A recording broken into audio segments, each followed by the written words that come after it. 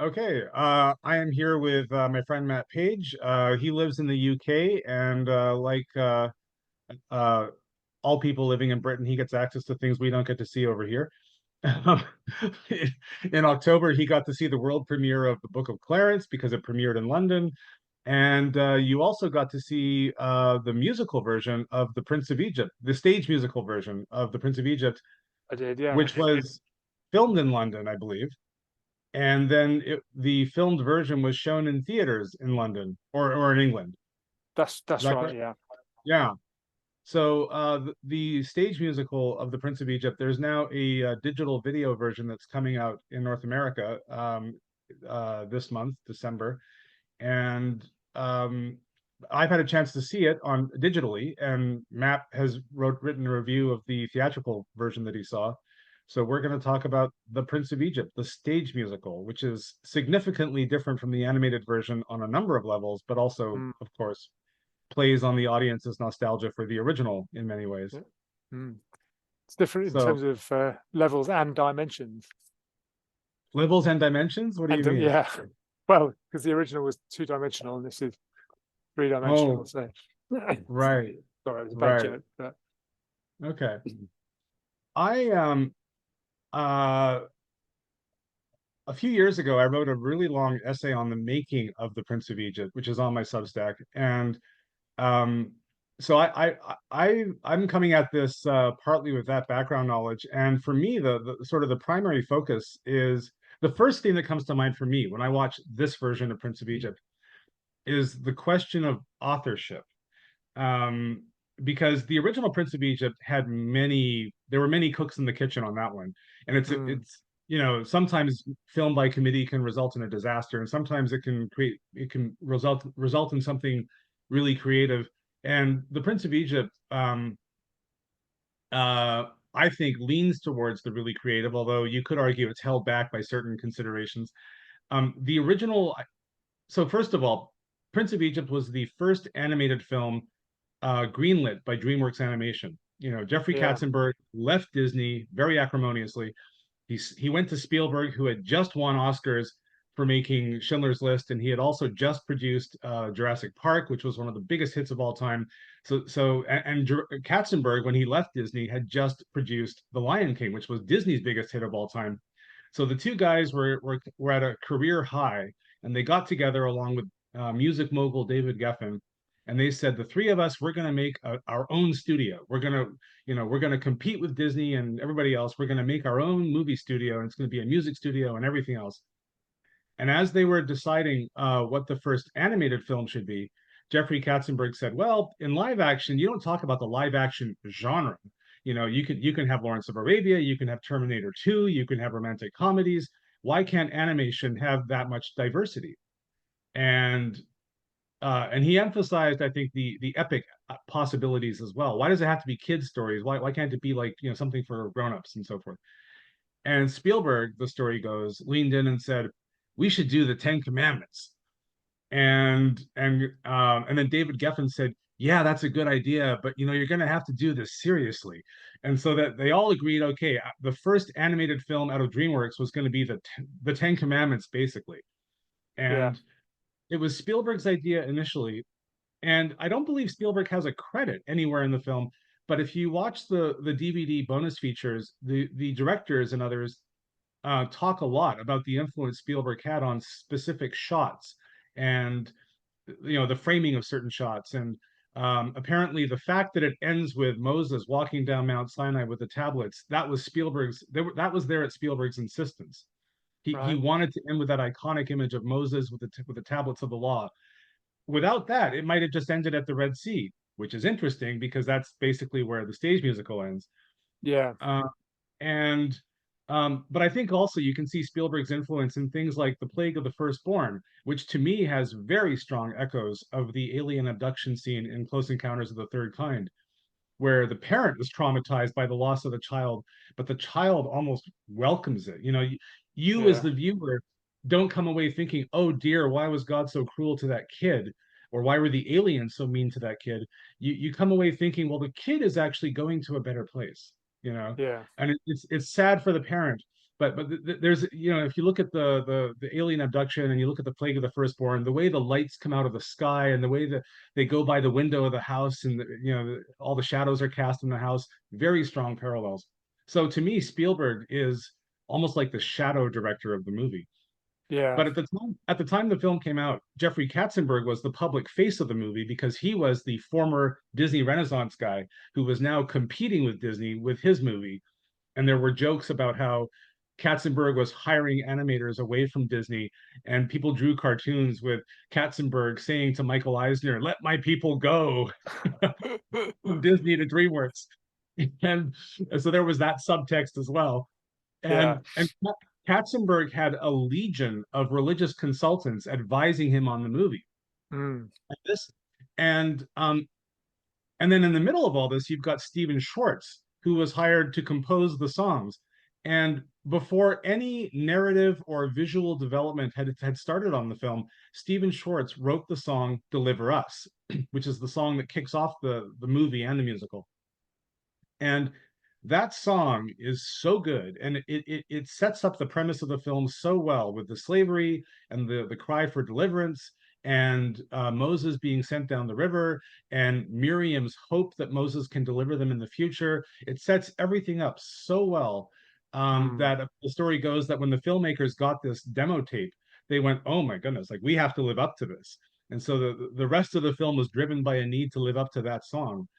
And if you read interviews with Stephen Schwartz, he talks about the influence that Spielberg and Katzenberg had on other songs, like "Through Heaven's Eyes," which is the song that Jethro sings when he's sort of like, mentoring Yeah. Moses. Um, Schwartz apparently had a really hard time writing that song. He says he went through 4 different songs, trying to come up with the right balance of humor and wisdom. Um, and but he says that in the first song he wrote, there was one line that Spielberg liked so much that he had to keep that line in every other version that he wrote. The Yeah. line, "When all you've got is nothing, there's a lot to go around." Spielberg liked that line so much in the first song that Schwartz had to use it. So that's Had a to bit of stick with it. influence. Yeah. And then the song "When You Believe," which of course is the big, I think it won the Oscar, the big, Yeah, it did. Yeah. show-stopping whatever. That song originally said, "If you believe, there can be miracles if you believe." And Jeffrey Katzenberg said in an interview that after they had recorded the song and everything, that they showed the movie to different religious consultants, and he said representatives of all 3 major religions, Judaism, Christianity, Islam, all 3 said that they had a problem with the idea that people make miracles happen if they believe.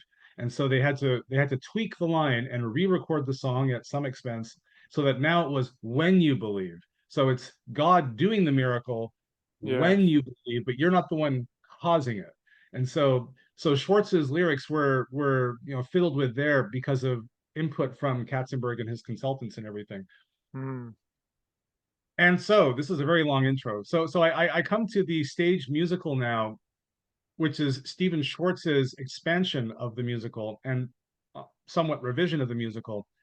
And I think Schwartz has finally made it his own. He hasn't changed the lyrics of those songs. Like "When You Believe" is still "When You Believe," because that song is just too well known Yeah. now. That's yeah. Yeah. But but Schwartz has always said that he was more interested in things like the sibling relationship, the adopted sibling relationship between Moses and Rameses, and that is developed much more in the stage musical than it was in the film.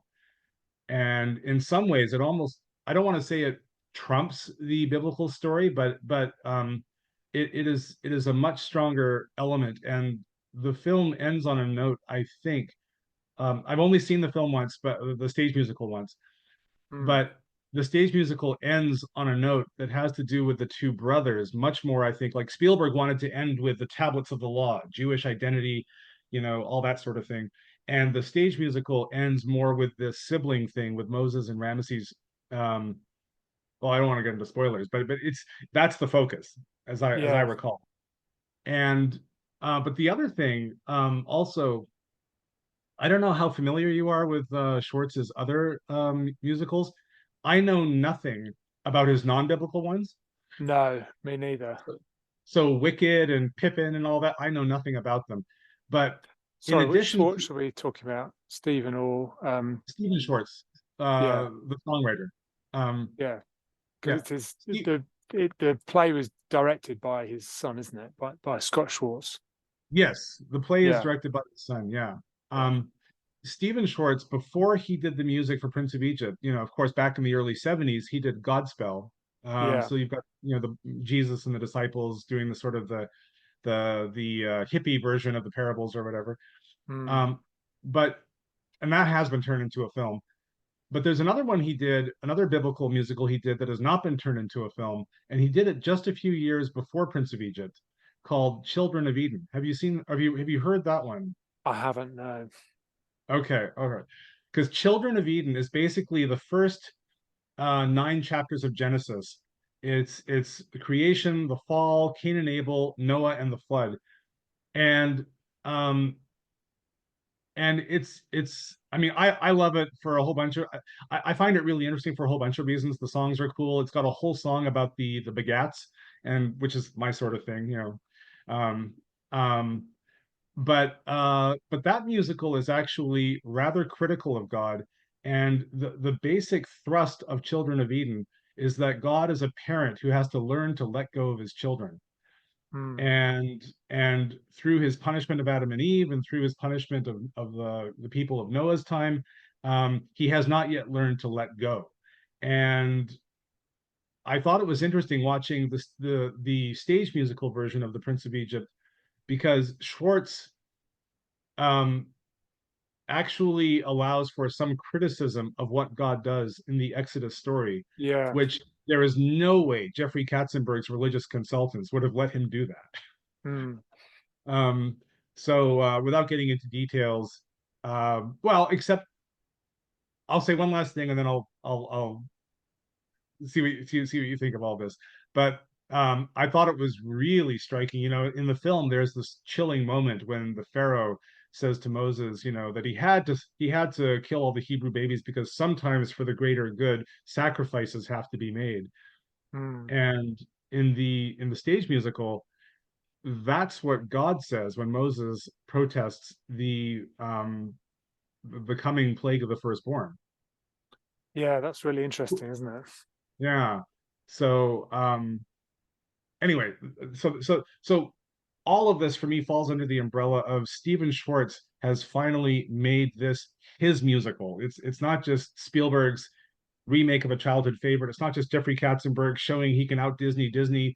This is Stephen Schwartz doing his take on a biblical story the same way he did with Children of Eden, and um, and I find that fascinating. Mm. Yeah, I think I think it is really interesting how it shifts the focus. I think in a few ways like that, and they're not necessarily really overt, but they are. I think they're definitely there, as you say. The kind of the emphasis on the relationship with Rameses, that definitely shifts a bit of ground there, and yeah, I think it was a relatively strong emphasis in the first one, but it becomes, I think, as you say, it becomes almost the biggest story in it. Um, and that's kind of interesting in light of things like Ridley Scott's Gods and Kings, Exodus, Gods and Kings Mhm. recently as well, and I guess just to see how that character of Ramses has developed. Really, I mean, I suppose you can go back and count in both the DeMille films as well. We don't actually know.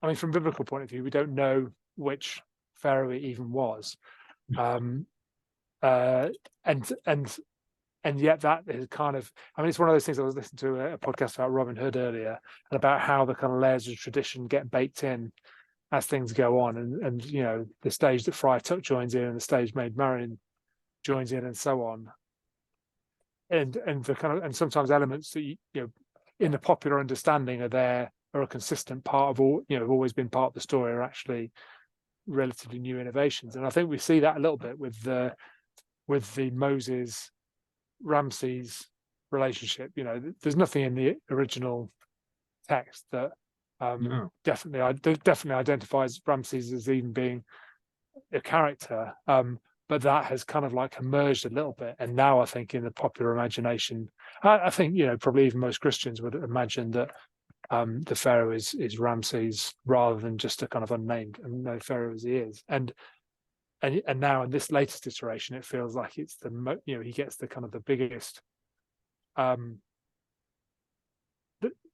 His part is as significant as it has been at any previous stage. Really, the other elements feel like they fade a little bit into the background with that. Well, so that's definitely one. That's definitely one of the interesting shifts in this kind of Stephen Schwartz strong version of it. Well, they really build out the Rameses character in this one. I mean, there's this whole subplot with the arranged marriage, and Yeah, it's really striking to watch so soon after seeing Journey to Bethlehem and being yeah, reminded of the nativity story where, Mary is the one who objects to the fact that her parents have arranged a marriage. Here it's Rameses. It's the guy who objects to the arranged marriage.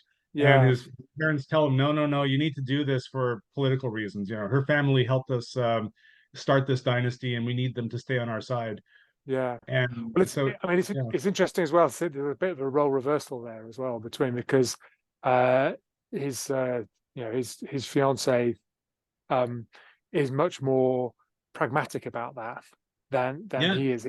He's got a bit, and I think typically, I mean, I guess this shows how things have evolved. I think typically the Hollywood movie, if you've got a pragmatic character and a kind of slightly more romantic character, it tends to be the man is the pragmatic one, and the the woman is the more kind of romantic side of things. And so it's quite interesting seeing those two roles cast the other way around, and so that his wife is the one that has the knows that this is why this is advantageous and why is this important, and Ramses is not necessarily on that page yet. I thought that was quite an interesting distinction. Right. But Although I think the portrayal of her isn't particularly brilliant, but in terms of the part she's given, right, I think the actress does a reasonable job with the part she's given, but it felt a little bit two-dimensional to me. Well, I mean, I have a feeling she's mainly there because Ramesses has a son who has to die during the plague of the firstborn. And Yeah, that raises the question, well, who's the mom? And I don't think we even see the mom really in Prince of Egypt, maybe as a figure, but I don't think they had an actress providing a voice or anything like that. no, it's not an Anne Baxter equivalent, is it? No, it's definitely not. Um, yeah, I loved Anne Baxter when I was a kid, but let's not get into that. Yeah. Um, but that's the thing. I mean, like in the Ten Commandments, Anne Baxter, she was the one who knew she had to marry the next pharaoh, whoever it was, and she clearly wanted the next pharaoh to be Moses, and she hated the fact that it was probably going to be Rameses. Yeah, And here in the stage musical, Nefertari and Rameses are in an arranged marriage, and he resents it. But I think the musical does this partly she's in the film or in the musical. I'm trying to keep my terms distinct to avoid confusion here because yeah, when I say the film, people might assume I mean the cartoon. So I'm trying to refer to the musical as a musical. But uh, so she where was I a second ago? So okay, so Ramesses needs a wife, so we know where the son came from, yeah, and she's there partly for that reason. She's also there partly to build out because she marries him because of this political alliance between her family and his father. And that plays into the father-son dynamic between Seti and Rameses. yeah, Um, the strong influence that Seti has over him, because in the original animated film, all that talk about, the weak link, I don't want my son to be the weak link that breaks the chain. yeah. And this musical takes that idea in some interesting directions. Yeah, I And found that really interesting actually. The way that side of things is kind of given much more nuance. I think that, it's a little yeah, bit one note in the film, whereas here they really take that and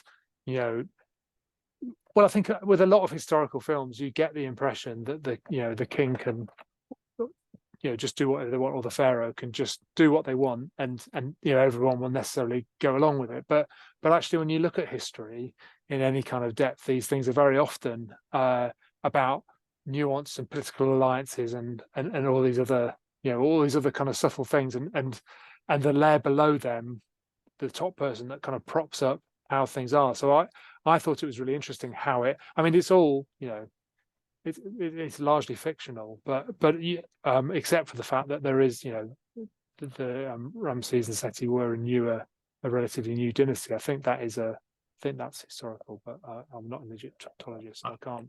I actually must admit But I haven't fact checked that one yet myself. yeah, but yeah. So I thought that was really interesting because it and obviously it enables.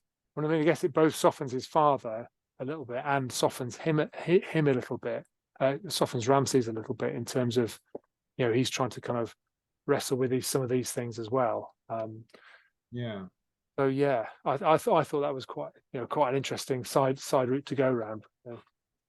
Well, and the extended characterization of Ramses and his family also, it almost redeems one of the songs for me. The Yeah. one song in the original film that I've always never really liked is "All I Ever Wanted." You know, when Moses finds out that he's actually Hebrew, and he has this really brief song where he says "All I ever wanted," and he sings about like the luxuries of the palace. And I thought, well, this is Yeah. shallow. I've Yeah. never cared for that song at all. And the but this stage musical actually may have redeemed that song for me, because that song gets a reprise when Moses confronts Seti over the violence that was done to the Hebrew infants. Yeah. And Seti actually does his own version of "All I Ever Wanted," except I think he says something like, this isn't what I wanted. But he gives you the impression that these are things he felt he had to do because his role as Pharaoh trying to maintain order in Egypt required him to do it. And so Yeah.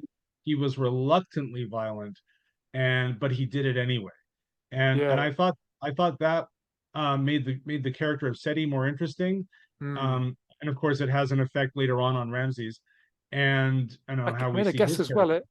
that also brings into the kind of divine violence element of things as well, in terms of, I mean, you were saying that there's that kind of parallel brought in between them by giving that line to God, but I guess perhaps by softening the Seti character in that way as well, it also it kind of perhaps softens the divine violence angle as well, I think, perhaps, which I think is so I think in the animated version that isn't really explored a great deal, the kind of idea that, you know, God effectively kills a lot, you know, all these Egyptians, and that you know has problematic elements to it, I suppose.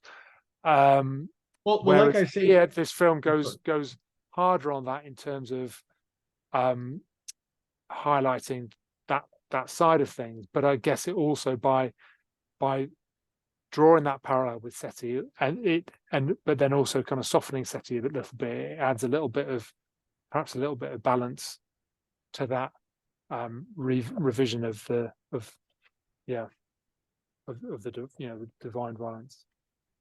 yeah, possibly, yeah. Like I say, the film was aimed at family audiences, and so the question of how you handle the death of the firstborn, that I mean, how do you do that in a movie aimed at kids? And the solution that the film had was essentially to make it look like the children are simply like expiring. They breathe out and their Yeah, spirits go to God. And again, like like I say, it has echoes of the alien abduction scene in Close Encounters, mm, where in that film the child actually welcomes, the yeah, alien. He's going to the door with a look of awe on his face. mm, You don't get that in Prince of Egypt because the children are asleep. They don't have looks on their faces, but the fact that their spirits sort of go off peacefully, at least they're not like choking to death or something. yeah. Like it's Yeah, but yeah. I think you can do quite a bit with character development in some ways, and Hmm. even just kind of quite brief things, which um, I don't recall much of that from the Prince of Egypt here. Not a Sorry, lot. done that thing from the animated version so much. They're kind of they're expiring characters, but you don't really have a connection with them. Whereas I think the way that the the stage version handles, this is going to get confusing, isn't it? I think the way the stage version handles that, it does give you that kind of sense of sympathy, because you have the, I mean, I think, as I said in my review, I was kind of really moved by that moment, Hmm. in terms of I mean, are we going to be spoilers to go into how they do that? But they basically have a scene of the women of Egypt kind of, Oh, with the swaddling clothes kind of unrolling, yeah, and yeah, yeah, and yeah, that I mean that yeah, that really, I mean, I wasn't expecting, I wasn't expecting that to have an emotional impact on me at all, and it did, and I don't know how much of that was due to being, right at the front row in the theatre or whatever, but right, um, but yeah, and so although there wasn't necessarily much more, there wasn't kind of the kind of character development that some films have done of the dying Egyptian children. There was certainly something that made you empathize with the parents, and kind of feel a little bit of that side of things, which I think was, even within a kind of kids production. When I saw this at the cinema, there were a number of kind of children there. You can, I mean, you can do it without making the deaths all kind of screamy and gory. You can, it's more the sense of loss, I think, that yeah, is missing, than the sense of, what a terrible way to go kind of thing.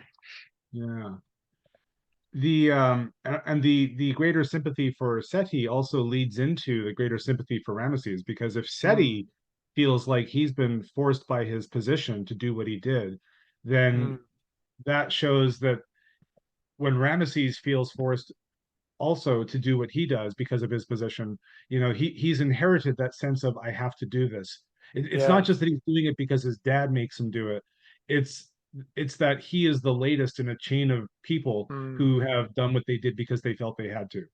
And Yeah, I guess because it's explained more to him, because that context is more discussed within the film, yeah, we understand more, and so he understands more. We as the right. audience can kind of go, oh yeah, I can kind of see how these, alliances will be a bit tricky, and we can kind of, that feels a bit more real to him. Whereas, again, perhaps in the original, I mean, I sound like I'm really um, um, taking a pop at the original, but I love the original, but the animated version. Um, but I think what this, I guess, in terms of the stories of the two films, what by showing Ramses hearing the kind of wider context, the audience can appreciate that a bit more, and that enables his struggle to be a bit more real. Whereas I kind of feel a little bit with the animated version that Ramses changes as a character, but that's not particularly, it's not particularly explored very much. It feels a little bit, he's kind of, he's best mates with Moses, and then Moses goes off and he comes back and he's the pharaoh, and Moses kind of spurns his advances, for want of want of a better word, and yeah, and then that kind of, drives a bit of a wedge between them. Whereas his Ramses' arc is drawn out almost as much as Moses' arc in this film, I think. Oh yeah, yeah. So we've talked about the some of the politics, some of the sort of how it treats secular history with Ramesses and all that. I'm also really interested in how it portrays, for lack of a better word, the more religious side of things, Mm, and the portrayal of God, the portrayal of Moses. And one thing that I haven't written my formal review yet, but one thing that really jumped out at me, and I sent you my notes about this, and then I read your review and I saw that this jumped out for you as well, was the use of a mixed chorus yeah, providing the voice of God. In the film, they had this question: how do we represent the voice of God? And they tried to do some sort of mixed gender thing because they didn't want God to be male or female. They wanted to have like both yeah, voices in there at the burning bush, but they couldn't make it work in a way that seemed to work for an audience, because they were concerned about, like, what is this going to sound? Is this going to feel too polytheistic? Is it going mm, to confuse people? And so in the end, they had Val Kilmer, who was doing the voice of Moses. He also does the voice of God. The idea being that, according to some versions of Jewish mysticism, we hear God in our own voice. yeah, Um, and now some people have critiqued this because they've said that, God just becomes a reflection of yourself if that's the way you go. There's no great answer to this, but no, But and of course, other films had done this too. I think Burt Lancaster did the voice of God in Moses the Lawgiver. Yeah, yeah. Which I And think is probably consistent with this. It's slightly more skeptical tone, I suppose, and that's true. similarly in I was going to say similarly in Exodus, Gods and Kings, but there it's even more. Uh, what's the word? Demythologized or remythologized, perhaps is a better way Oh, of. we can have a whole discussion about that, but I'm afraid that would take a lot. Yeah, But the yes. what I found interesting when I was doing my essay a few years ago, it dawned on me that as I was reading about these debates over how to portray the voice of God in the film, it occurred to me that there is one song on the soundtrack that actually has lyrics that are sung from God's point of view, and that's Mm, the Plague song, where and in that song, because a lot of that song is Moses and Rameses, and Moses hates the fact that he's bringing the plagues on his former home, and Rameses, of course, resents the fact that plagues are being brought on his country. But when it's not Moses or Rameses singing, we have a mixed chorus mm, saying, I bring the thunder, I bring the whatever. And it's a mixed chorus, essentially providing the point of view of God. And I yeah, had never thought about it before I was reading about these debates over the burning bush scene, but it occurred to me that musically, the one song that has lyrics from God's point of view actually does represent sort of like a mixed gender version of the voice of God. yeah, So coming now to the stage musical, throughout the entire musical, um, you have a mixed chorus that actually represents God, and so you have the yeah, burning bush, you have that chorus, and you've got like the lights, the filters, and it goes from blue to red, and it's all really looks really interesting, and it's a mixed chorus that addresses Moses, and that happens periodically throughout the musical as well. So I thought that was interesting. yeah. I think it's a really interesting way of kind of grappling with the what you find. I guess the different bits and pieces you find in the Bible, and the kind of idea of, I suppose, of God being bigger than gender, and and trying to reflect some of that, and I suppose also trying to produce something that keeps in touch with, I suppose, modern attitudes as well, both inside, but I guess particularly outside of kind of churches. So yeah, it was an interesting way to do it, because of course I mean, the thing you got to think about from the stage point of view is, if you're not going to, how, like, I think it's slightly different in a film, because in a film you can kind of, you can bring in someone just for that one scene, just to come and do the voice of God, or the director. I mean, I suppose the director can still do it here, but you've got really, if you're doing a film and it's just a bit of dubbing, you've got limitless possibilities. Whereas if this is a stage show that's going to kind of happen every night, then your options are a little bit more limited, and you want to do something that really, yeah, would seem kind of funny to employ someone just to kind of stand there and be the thing, and then you do risk people saying, well, it's a very male God, or it's a very revisionist female, and so it is a real, it's a real challenge for them as filmmakers, and I think it's a really interesting way to try and tackle it. How kind of well did you feel it worked? Oh, I liked. I've only seen it once, and Mm, as with all, I mean, the animated film I've seen countless times over the last quarter century. The mm, stage musical I've only seen once, but I thought it was very effective. I liked it a lot.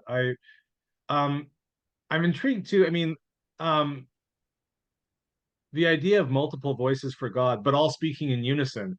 yeah, I mean, um, I don't know entirely how this plays like in a Jewish context, but yeah, certainly like if you're a Christian and you have this idea of the Trinity of multiple persons within the one God, the one Godhead, that can be interesting. And but yeah, even in the Hebrew Bible, God will say things like, let us make man in our image. And so yeah, there's this plurality, this sense that God transcends what we think of as like the self. Like each mm, human being might have a self. God is sort of above that and has sort of like a much more complicated, multidimensional sort of self, if you will. yeah, And having that reflected through multiple voices, I thought it was very effective. It worked for me. Mm. Yeah, yeah. I think I think I preferred it to how I'm trying to think of it in comparison to the animated version. I don't feel the animated version is a particularly strong point of that film. I think it's one of the kind of weaker elements of a strong film. Um, Mhm. Here, I found it interesting, but I wasn't sure I really necessarily liked it. If you know what I mean. Okay. I haven't quite been able to put my finger on what doesn't didn't quite kind of work for me. It yeah, it just felt I suppose, yeah, I mean, I suppose it depends a little bit on I I think with I remember DeMille saying with it kind of trying to cast it for the 1956 Ten Commandments, how difficult it was to kind of pick the right voice and just the kind of thought that goes into that, because so much has just when it's just a voice and it's not just a voice, it's the voice, I suppose. It's that yeah, all the nuances are just much harder to get correct. And I think it feels to me, I like the kind of idea of using multiple voices, but it kind of somehow lacked a bit of, I don't know whether force or impact. It kind of felt a little bit Hmm. um perhaps combined with the way that the burning bush worked as well. I don't know. It didn't quite have the same impact as I think some of the versions of the burning bush scene sometimes have. Okay. Um, but For what it's worth, in the animated film, I think the concern over the gender balance, mm, it's Val Kilmer's voice doing the voice of God per se, but they balance it out a little bit by having echoes of other yeah, voices, like Miriam's voice, sort of like memories of other voices that Moses has heard over the years, mm, and that balances out things a yeah, little bit. Like Moses has been hearing God's will for him through other people as well as mm, from the bush. Um, and that actually leads into another thing that is interesting about both the animated Prince of Egypt and what it does with the Moses story, and then how the stage musical takes it even further. The animated Prince of Egypt, they had feminist scholars consulting on the movie as well. And it's interesting when you think about how, first of all, there's the question of which sibling does Moses get support from? you mm, know in the Bible, God tells Moses, Aaron will be your prophet. Like God essentially says, Aaron will be to you what you are to me. That yeah, you know Aaron, because Moses in the Bible was concerned about his stutter or his slowness of speech or whatever, and God wasn't going to let him get off so easy with that excuse, to get out of the job.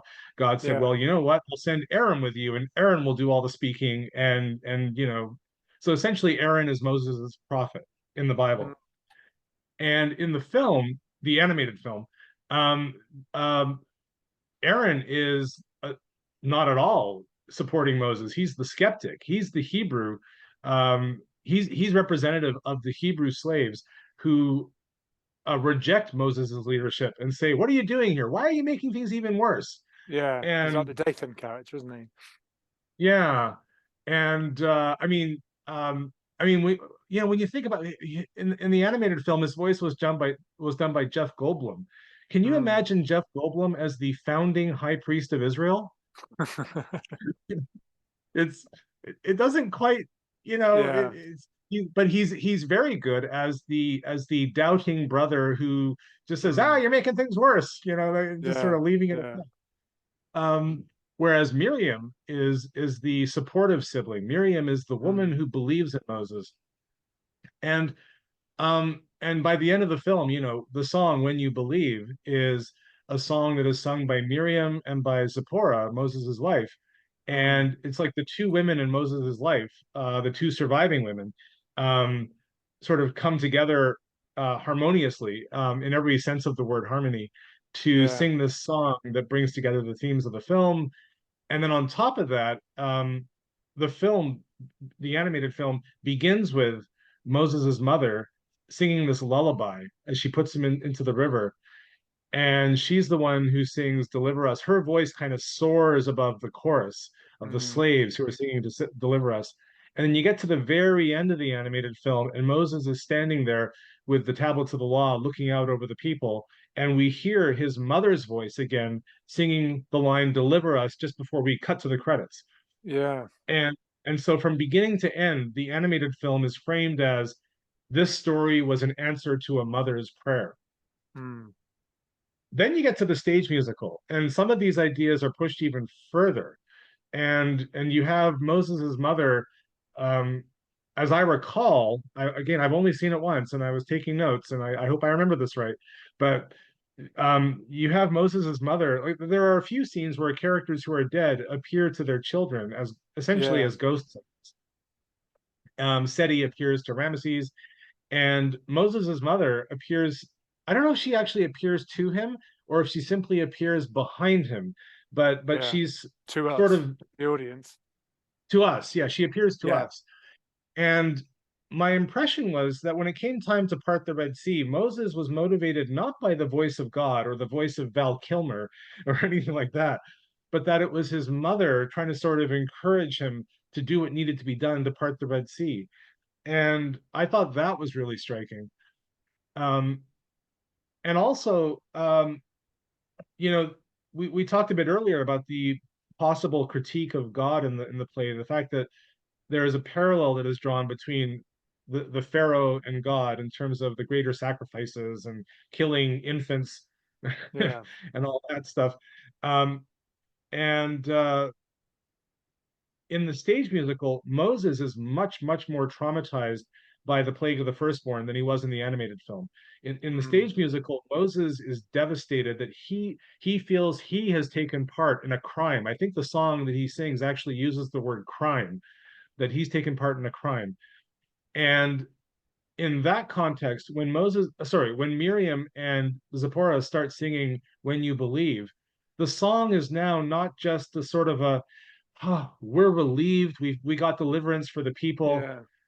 The song now functions as a way of trying to restore Moses's faith in his own leadership, Yeah. you know?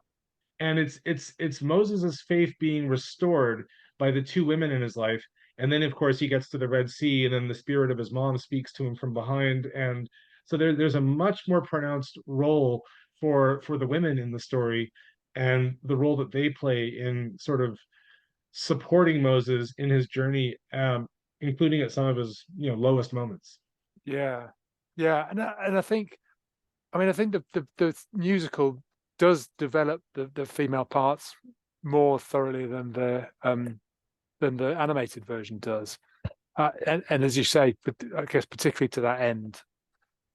And that's, I mean, that's quite an interesting idea. I mean, I seem to remember that when the film came out, that was it in itself, the fact that it kind of gave more to Miriam than to Aaron, and that the Zephyr role was oh sorry, Tzipporah, isn't she, principally that her role is enhanced as well, because she, biblically there's not really that much about her as a kind of individual character, and it's whereas I think she's very prominent in this production as kind of being alongside, and that kind of like kind of feisty angle that first that was done so well in The Prince of Egypt is developed here as well.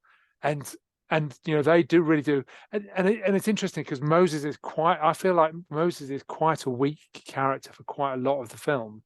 He and it is, The animated film or take the no, it's the sorry, stage the musical film? stage version. Yeah, I'll get this by the end of it, I'm sure.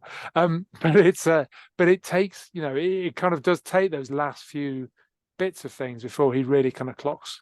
He really seems to kind of gain a bit of authority and a bit more self-assurance. I think it kind of, yeah, it feels like he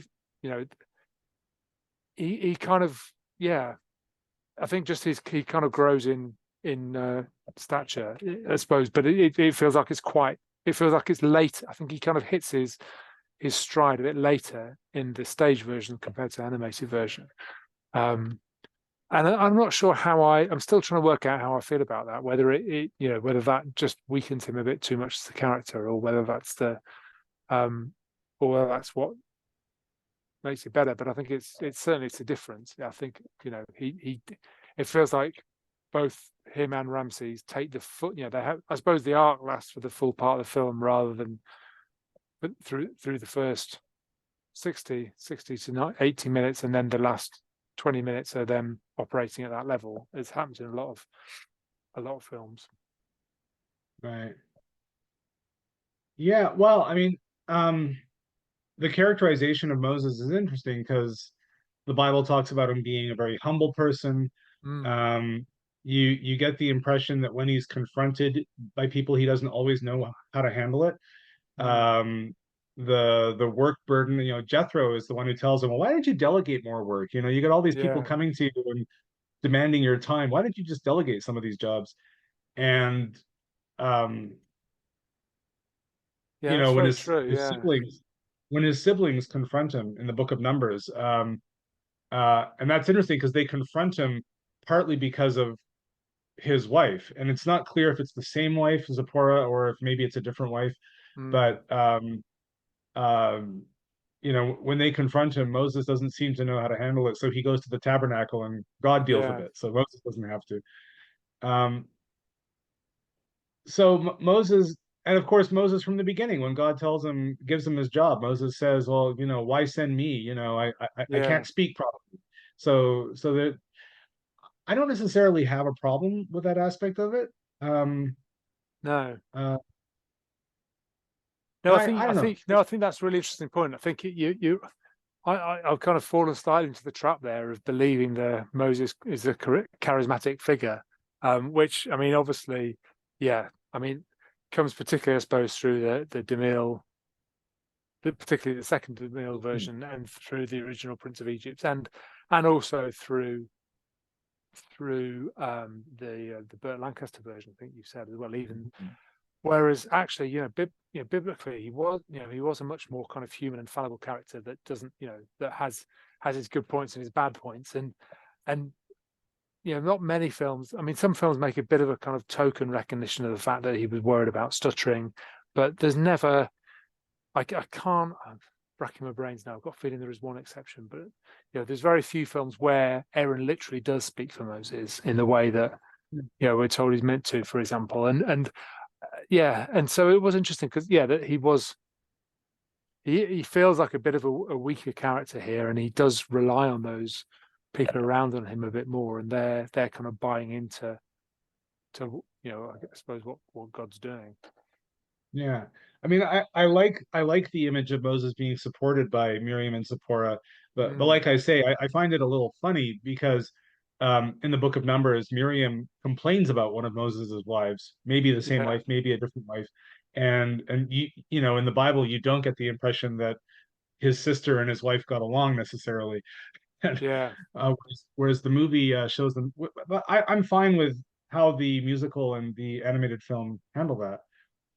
I'm trying to Um, remember the time scale because the number story is quite a bit later, isn't it? I think so. it could be, yeah. Maybe things changed, or maybe it Yeah. was a different wife, as you say. There is some kind of reason to think it might have been a Well, different I think wife. Zipporah is the daughter of a priest of Midian, Yeah, and the wife in Numbers is a Cushite. And yeah, my understanding is these are two different ethnicities. mm, I believe Josephus told a story about Moses marrying an Ethiopian woman when he was still a prince of Egypt, and then yeah. that seems to be a nod to the story in Numbers. Um, Which but DeMille picks up on, doesn't he? he does. He yes, Yeah, he does. Um, and frankly, I mean, some people have said this might be an influence on the animated version of Prince of Egypt too. That if you look at Zipporah closely, her skin color is a little darker than the other women in the film, and that might be a nod to the idea that Moses' wife in the Book of Numbers was a Cushite, perhaps. Um, it's I mean, her voice is the voice is provided by Michelle Pfeiffer. mm, So but of course back then there wasn't quite the strong association that we have now. Nowadays in animation it's assumed that the actress or actor and the character they play have to be kind of like the same. yeah, Whereas 25 years ago, not so much. And for what Mm. it's worth, in the animated film, Zipporah's father was voiced by Danny Glover. So Yeah. Yeah. That's, who knows? yeah. Um, Interesting. the portrayal of Moses as challenging God. As far as I can recall, the biblical Moses doesn't challenge God at all when it comes to the plagues, but there is a biblical No. precedent for something like this because in the Bible, God essentially gets so upset by what the Hebrews do at certain points, 1 or 2 points, that God says, "Okay, stand back, Moses. I'm going to destroy the Wipe them Israelites out. completely, and I'm Mm. going to make you a nation instead." And Moses actually, not to be overly familiar about this, but Moses essentially talks God down. he Yeah. he Yeah. talks him. He basically calms him down, or that's probably the wrong way to put it, but um, but Well, but no, but, yeah. I mean, but Moses, I find it really interesting way to put it because it does that does seem how it is. That's it does come across as the fact that Moses is the kind of calming kind of influence on that story there, and I think it's interesting how people handle that passage, which seems to suggest kind of God changes his mind um, yeah. Well, in that and moment, as I which recall, goes very Moses is against some people's theology, and not But sorry, I was interrupting. oh well, no, just as I recall, Moses's argument to God when God says, "I'm going to stand back, Moses. I'm going to wipe out the Hebrews and make you a nation instead." Moses's Yeah. response to this is, "No, you can't do that because I think he says something along the lines of, "You'd be breaking your promise. It would look Mm. bad. Why Yeah. should all the other nations say that you brought them out here just to destroy them? Like it would look bad. You can't do that." Moses is And God's spin doctor. and so God, relents, if you will, and Yeah. he merely punishes many of the Israelites instead, but he lets the nation survive.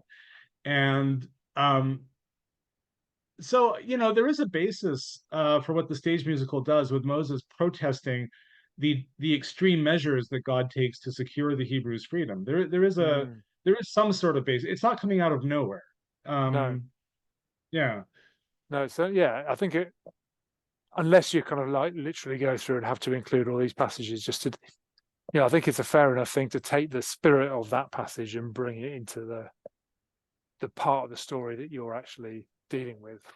I think that that feels like yeah, justifiable artistic license to me, certainly. yeah. What do you make of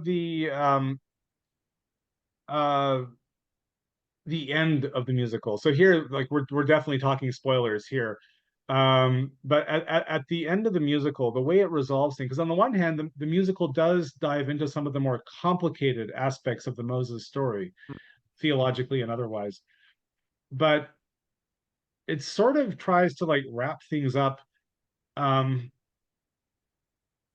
with like, first of all, you've got the fact that like the animated film has this sense of tragedy, and it ends with Moses and Rameses on opposite sides of the Red Sea, and Yeah. Rameses is basically lost now. He's stranded over there on that side of the water, and Moses is just going to have to turn his back on him and keep going the other way. Whereas the musical wants them to be reunited and reconciled, Mm. and that on its own was daring. I mean, I daring almost sounds like an endorsement, but it was. I mean, it was different enough. It was daring. It was kind of a big, huh? What's going on here? Like Yeah. it's um. But then the musical goes even further by having Moses tell Ramesses, you know, don't worry, you won't be nothing. Like if you give up pursuing us, it's not like you've lost. Don't worry, Yeah. you'll go on to become a great pharaoh. They will call you Ramesses the Great. You will make your kingdom even bigger. And I think he even says, without slaves. And I'm thinking, what are you talking about? This after everything this musical has done to sort of like complicate and add moral moral complexity to the Moses story, it suddenly ends on this note of, don't worry, Ramesses, you're going to build a great empire and nobody will get hurt. Yeah. Yeah. It's I think it pushes things a bit far. I mean, I mean that's probably an understatement as well. But it's I mean, I think I kind of like the fact that it doesn't. I suppose in so many of the other Moses films, Ramses is the kind of is the bad guy, ends up as the bad guy, and is usually seen as this pathetic loser. This whole incident is the kind of is the defining aspect of his career as a pharaoh. But well, as we know from kind of Egyptian history, I suppose, as far as the Egyptians were concerned, or as far as whatever version of history came through from them, it wasn't an incident at all. They didn't, this is why we don't know that whether Ramses was the pharaoh or not, because in all the records of his time as a pharaoh, it was not there. Now, whether it was stricken from the record or whether it was, just not considered that big a deal, I don't know. So I kind of like the fact that it didn't leave Ramses as this kind of like loser character that's lost all his army, and and almost as if that's the last word on him. But yeah, I think it does. It also feels like it's a bit too much of a kind of convenient turnaround. I don't know that it quite kind of stuck. And as you say, that kind of idea that Ramses could become Ramses the Great without without hurting a fly on his ascent, on his ascent to a great expanded kingdom, feels like it's without breaking any eggs. Yeah, like he. But it just reminds me of that. The Eddie is. Have you ever seen the Eddie Izzard clip of him doing the Romans speaking in a kind of Latin teacher voice? And the thing he kind of says that when you do Latin in schools, teachers always say, kind of do it in this kind of slightly floaty, remember Marcus Amant voice, as if the Romans went in and say, "Hello, can we invade your country?"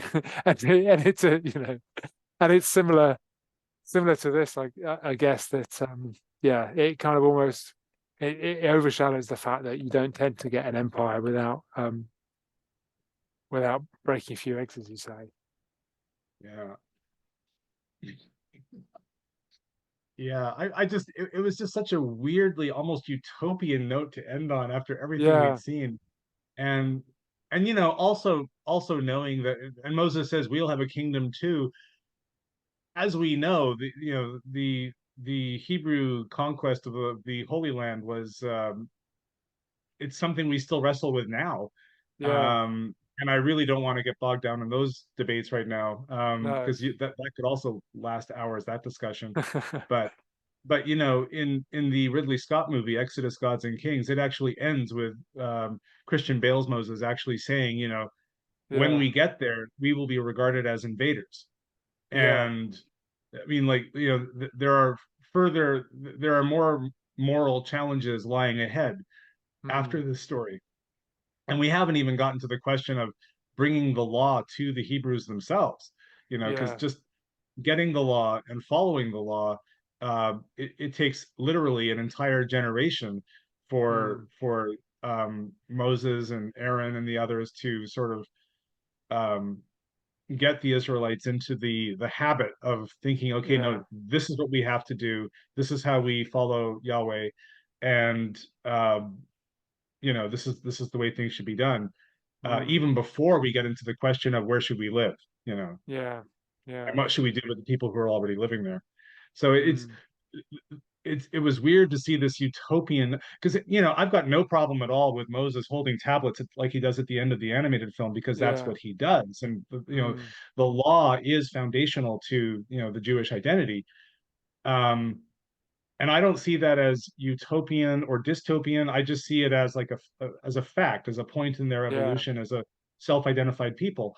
Whereas the way that the stage musical ends, and again, also partly because it's in such contrast to what it does with the rest of the narrative up to that point, I just found it. But it's maybe only 1 minute of screen time, and maybe I'm making too much of it right now. I don't know.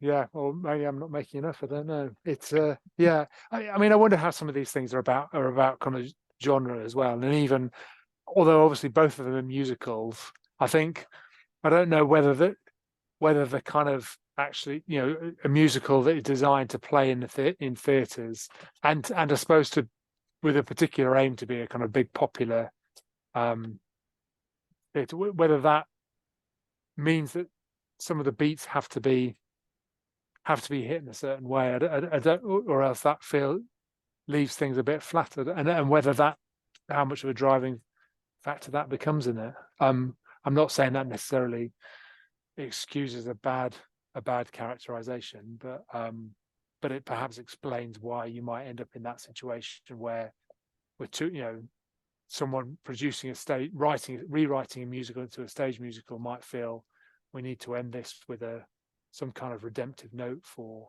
Rameses, right? Because otherwise we've got to drop him out much earlier, and I don't know. Just Right. I'm not enough of a musicals expert to really comment on that. So Okay. No, I don't know musicals as well as I should either, but yeah. I hate to say this. Zoom is telling me we only have a couple minutes left, so I want to get in a token remark about the stagecraft. I thought I loved it. I thought the way they simulated the slow motion effect of the Taskmaster falling to his death was cool, and the way they had the dancers sort of forming the waves that carry the basket with Moses through the river. that bit blew me away. I thought that was really awesome. Yeah, and there were and It's such even a clever use of form. and when the soldiers are killing the babies, the way they had like red scarves signifying the blood. Yeah. Actually a little more violent than what we see in the animated film when you think about it. But I mean, just that, um, and even the way they handled the Red Sea, the way the floor sloped, and somebody fell into the trapdoor or whatever. I thought a lot of those effects were really well done. Yeah, I think I agree with you. I think the only bit I didn't like was or the main bit I didn't like was the opening chariot race, which I never really kind of bought into that being a chariot race. It felt like quite a poor introduction to that. But then, as I say, a couple of minutes later, I think particularly because it comes so soon after that really really good bit with the basket getting carried by the waves, the human waves. It's definitely there because it was there in the movie. That's where it's not just like adapting the Bible, it's adapting somebody else's adaptation of the Bible. So it's playing on those memories. I have a feeling Zoom's going to cut us off soon, so we should probably um wrap this up, I guess. So well, thanks for having me on. Really enjoyed the chat. Yeah, I enjoyed it too. We'll have to do it again. Yeah, definitely. Okay. All right. See ya. Okay. Bye. Bye.